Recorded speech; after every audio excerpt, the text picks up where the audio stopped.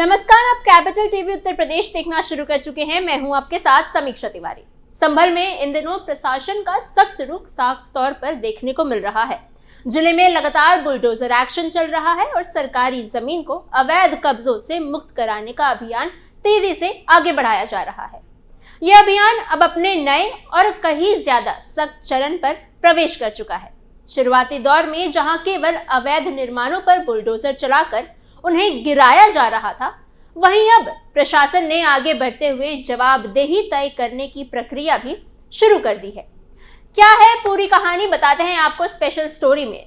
संभल में मस्जिद, मदरसे और रिहायशी मकानों पर हुई कार्यवाही के बाद अब प्रशासन की तैयारी और भी कड़ी होती चली जा रही है। अवैध रूप से सरकारी जमीन पर कब्जा करने वालों से न सिर्फ निर्माण हटवाया जाएगा, बल्कि उन पर भारी जुर्माना भी लगाया जाएगा।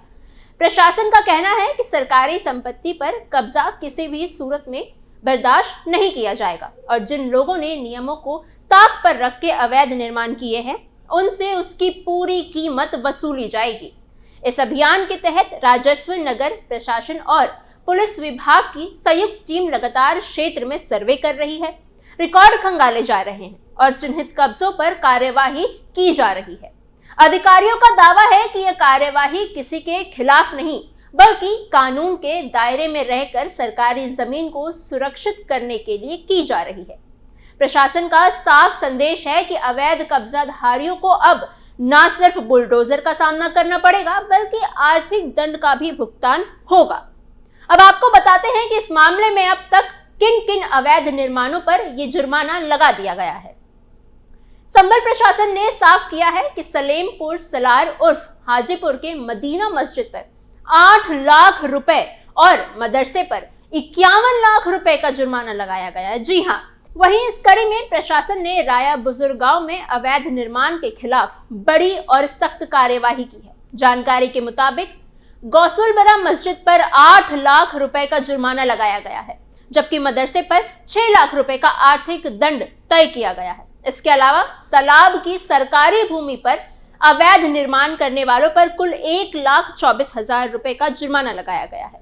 प्रशासन ने साफ किया है कि ये पूरी कार्यवाही कानून के दायरे में की जा रही है और इनमें किसी भी तरह की ढील या रियासत नहीं दी जाएगी। प्रशासनिक सूत्रों के अनुसार लगाए गए इन जुर्मानों की वसूली के लिए तहसीलदार कार्यालय की ओर से आरसी यानी रिकवरी सर्टिफिकेट जारी किए जाएंगे। आरसी जारी होने के बाद संबंधित लोगों से राजस्व बकाया की तरह ये रकम वसूल की जाएगी। अधिकारियों ने स्पष्ट शब्दों में कहा है कि ये केवल नोटिस तक सीमित कार्यवाही नहीं रहेगी, बल्कि पूरी तरह से राजस्व वसूली की कानूनी प्रक्रिया के तहत आगे बढ़ेगी।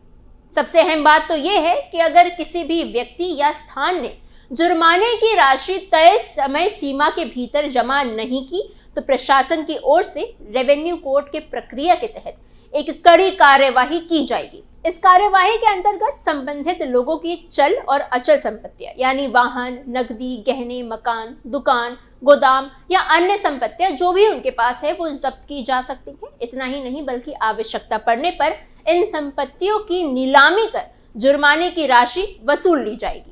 प्रशासनिक अधिकारियों का साफ कहना है कि सरकारी जमीन पर कब्जा करना या उस पर अवैध निर्माण करना कानूनी गंभीर अपराध है।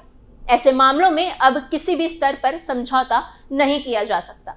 अधिकारियों ने यह भी स्पष्ट किया है कि ये कार्यवाही किसी एक व्यक्ति या फिर किसी एक संस्थान तक सीमित नहीं है, बल्कि आगे भी ऐसी सभी मामलों में इसी तरह से सख्ती दिखाई जा सकती है। प्रशासन ने ये संदेश देने की कोशिश की है कि सरकारी भूमि, तालाबों और सार्वजनिक संपत्तियों पर अवैध कब्जे के खिलाफ अब जीरो टॉलरेंस नीति अपनाई गई है। नियमों का उल्लंघन करने वालों को न केवल भारी आर्थिक दंड झेलना पड़ेगा, बल्कि जरूरत पड़ने पर उनकी संपत्तियों पर प्रशासनिक कार्यवाही तय है। बीते रविवार को संभल जिले के सलेमपुर सलार और हाजीपुर गांव में सरकारी जमीन पर बनी मदीना मस्जिद को लेकर बड़ी कार्यवाही देखने को मिली, जहां मस्जिद कमेटी ने खुद आगे बढ़कर मस्जिद को स्वेच्छा से ध्वस्त कर दिया। वहीं इसी दौरान गांव में एक ही सरकारी भूमि पर बने एक और मदरसे पर प्रशासन ने बुलडोजर चलाकर अतिक्रमण हटाया। इसी दिन राया बुजुर्ग गांव में भी सरकारी जमीन पर बनी एक अन्य मस्जिद को भी गिराया गया, जिससे पूरे इलाके में प्रशासनिक सख्ती का संदेश गया। इसके बाद मंगलवार को कार्यवाही का दायरा और बढ़ा, तब तालाब की भूमि पर बने मकानों को चिन्हित कर बुलडोजर कार्यवाही की गई। संभल ने हयात नगर थाना क्षेत्र के सैरातरीन इलाके में भूड़ा मोहल्ला में प्रशासन की इस कार्यवाही से लोगों में हड़कंप मच गया। यहाँ करीब 5 बीघा तालाब की भूमि पर 40 से अधिक मकान बने होने की पुष्टि होने के बाद नायब तहसीलदार दीपक जुरैल लेखपाल और उनकी टीम मौके पर पहुंची और तालाब की भूमि की विधिवत पैमाइश कराई गई। जैसे ही प्रशासनिक टीम इलाके में पहुंची, वहां अफरा तफरी का माहौल बन गया और स्थानीय लोग अपने अपने मकानों को लेकर आशंकित नजर आए।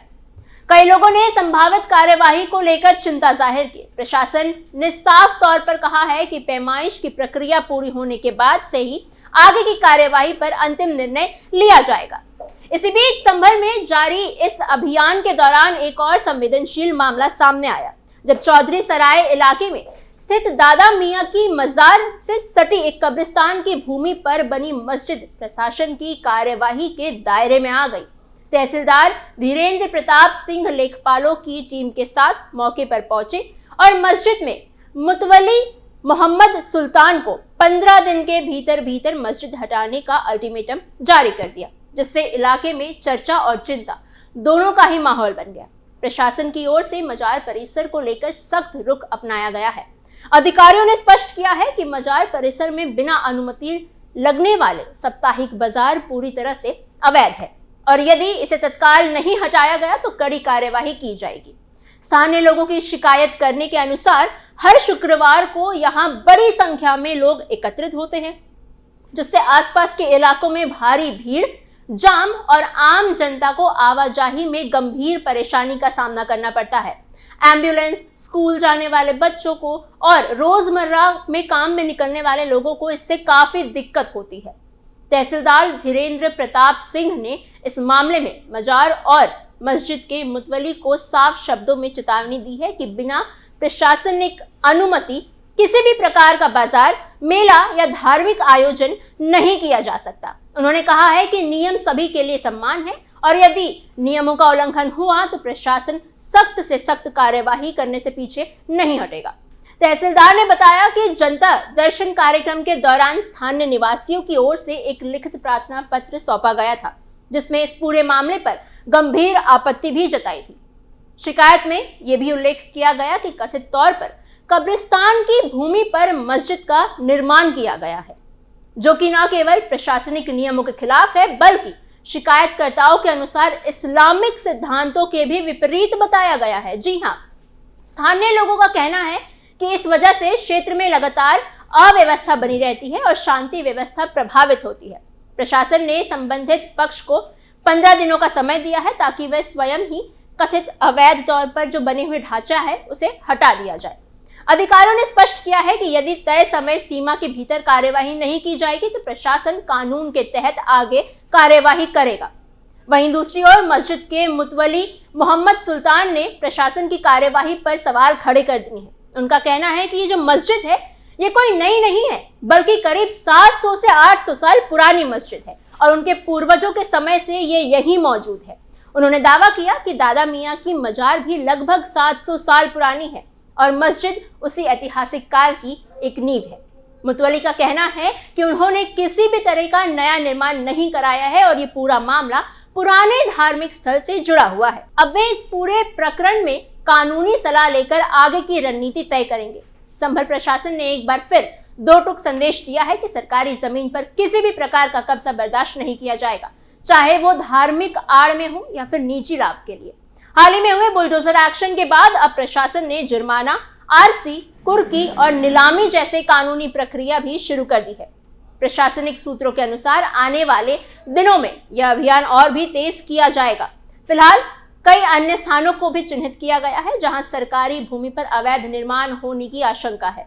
प्रशासन का कहना है कि कानून व्यवस्था बनाए रखने और सार्वजनिक हित की रक्षा करने के लिए ऐसी कार्यवाही आगे भी जारी ही रहेगी। फिलहाल इस स्पेशल स्टोरी में इतना ही। आप इस पे क्या सोच विचार रखते हैं हमें कमेंट बॉक्स में जरूर बताइए और अपडेट्स के लिए बने रहिए कैपिटल टीवी उत्तर प्रदेश के साथ।